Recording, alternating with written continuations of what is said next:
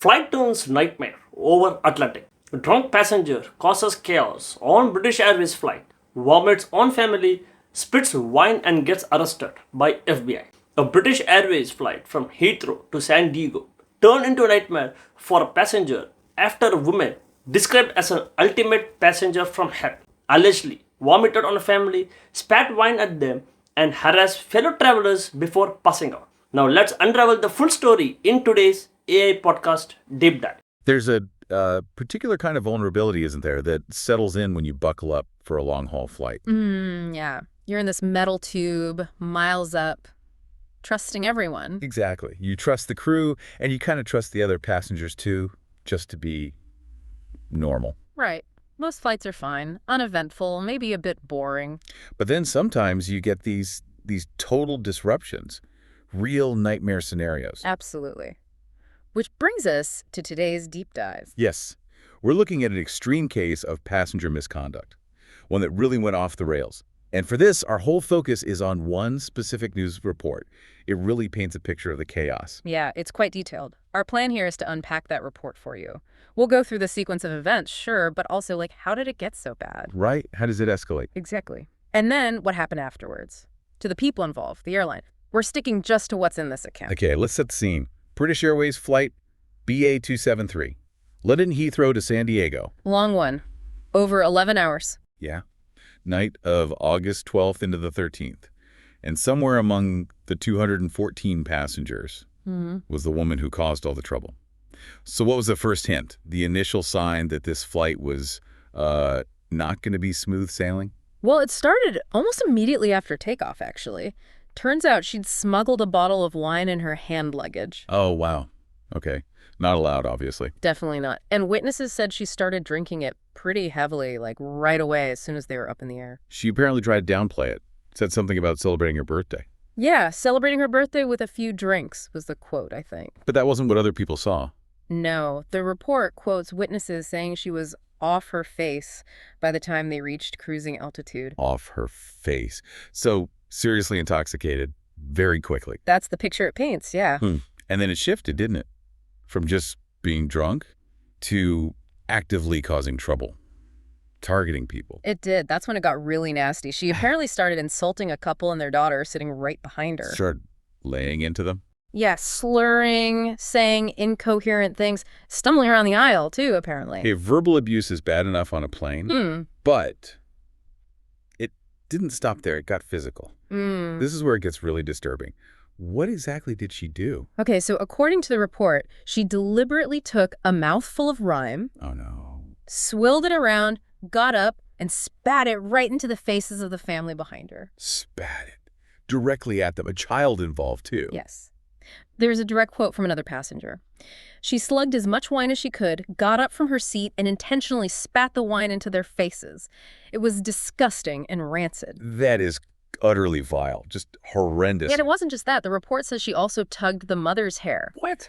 Threw water at them, and then incredibly tried to take photos of them while they were obviously upset and shaken. Taking photo, that adds a whole other layer of weirdness and aggression. It's bizarre, and then it escalated even beyond that family. How so? What happened next? Well, amidst all this, the woman then vomited on nearby passengers. Oh, for goodness sake. So now everyone around is affected. Exactly.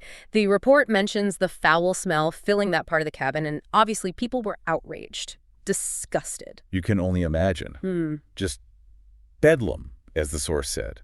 So the crew, what were they doing while all this was kicking off? They were involved, definitely.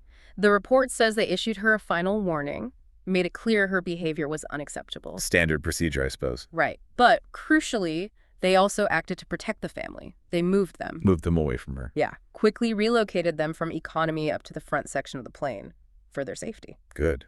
That seems essential. Absolutely. They also cut her off from any more alcohol, which seems obvious, but necessary to state. And alerted the pilots, I assume. Yes, notified the cockpit. Standard procedure when things get this serious, interference with the flight, potential safety issue. Okay, so the crew takes action, the family is moved. Yeah. How did the rest of this very long flight play out?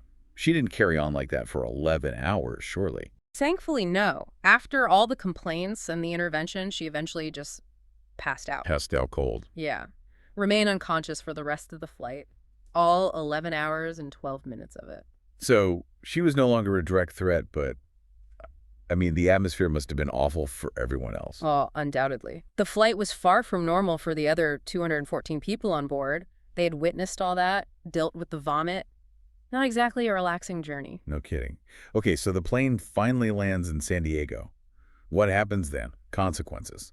Well, the captain had radioed ahead, so when they landed, there were FBI agents waiting at the gate. FBI.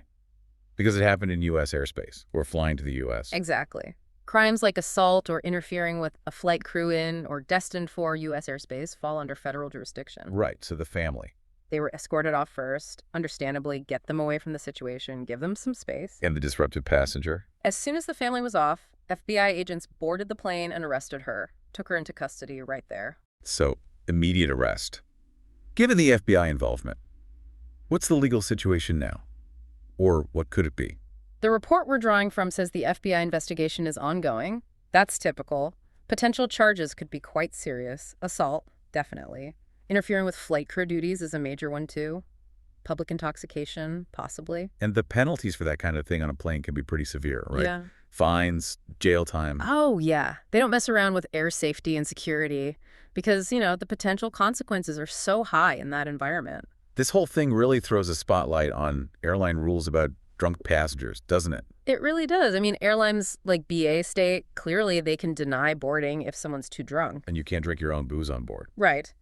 But here, she got on board, apparently with smuggled alcohol, and then caused total chaos mid-flight. It shows how difficult it can be to actually police that perfectly.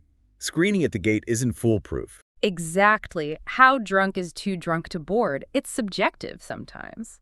And people can hide it or drink their own stuff once airborne, like she did.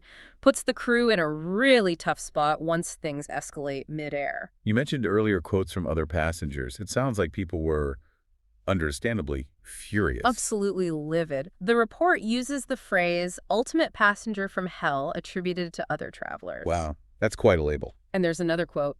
It was bedlam. The poor family were so upset and angry, and they had every right to be.